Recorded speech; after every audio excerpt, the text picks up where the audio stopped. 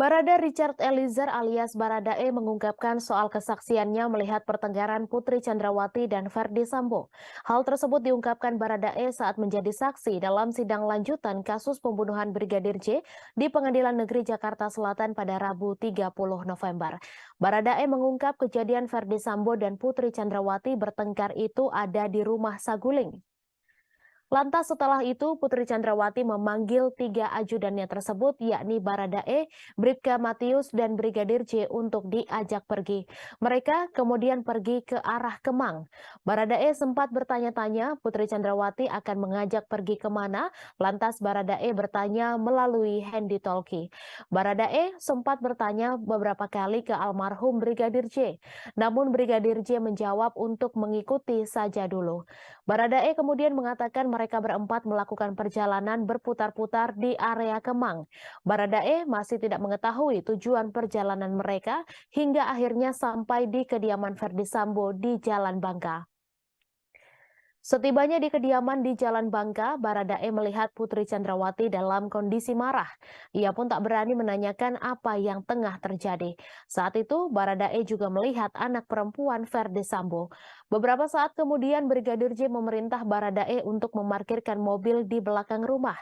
Sekitar 30 menit setelahnya, Verdi Sambo pun datang bersama sang ajudan Azan Romer dan Barada Sadam.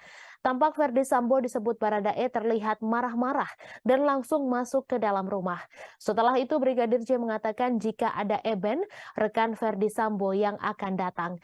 Lantaran Baradae di belakang sehingga dirinya tak mengetahui kedatangan Eben, rekan Verdi Sambo dan tidak tahu Eben datang dengan siapa. Saat itu Brigadir J mengatakan jika tak ada orang lain di dalam rumah selain ia dan Bribka Matius. Sehingga Baradae berjaga di depan pintu rumah bersama 2 orang lainnya. Ia tak mengetahui ada kejadian apa di dalam rumah tersebut. Namun beberapa saat kemudian Baradae melihat ada seseorang mengetuk pagar rumah dari dalam dan bermaksud akan keluar rumah. Ia adalah seorang perempuan yang tak pernah dikenal Baradae sebelumnya. Baradae menyebut perempuan itu keluar dan menangis. Kemudian Baradae membantu mencarikan driver perempuan tersebut dan akhirnya perempuan itu pulang. Lantas setelah kejadian tersebut Verdi Sambo menurut Baradae sudah lebih sering di rumah Saguling, tidak di Jalan Bangka.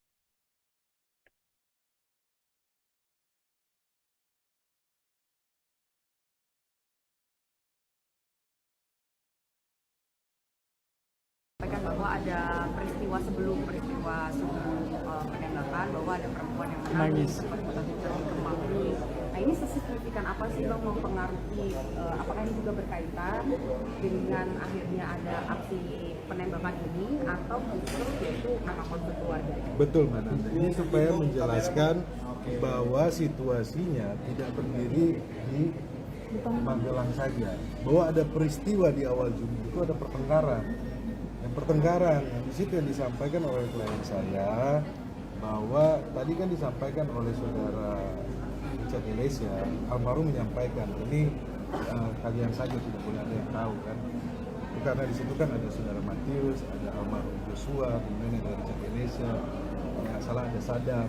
Dan di situ kan dijelaskan bahwa ketika muter-muter di Kemang kan perintahnya dari Saguling membawa senjata laras panjang. Richard menanyakan kepada almarhum Joshua, ada apa bang? Udah itu aja. Nah, putar-putar di Kemang, kemudian nyampe ke rumah Bangka, kemudian kan di situ dijelaskan bahwa ada namanya KLB. Kemudian dijelaskan setelah nggak lama ada perempuan yang keluar menangis. Seperti itu. Ini saya harap bahwa ini akan menjadi terbuka ya, peristiwa pidananya ini tidak berdiri sendiri sehingga apa? Karena dari awal saya sampaikan bahwa majelis hakim menyampaikan bahwa klien saya ini membuka kotak Pandora apa itu. Jadi selama proses setengah perjalanan kesaksian dari klien saya lihat klien saya sudah konsisten. Terima kasih sudah nonton.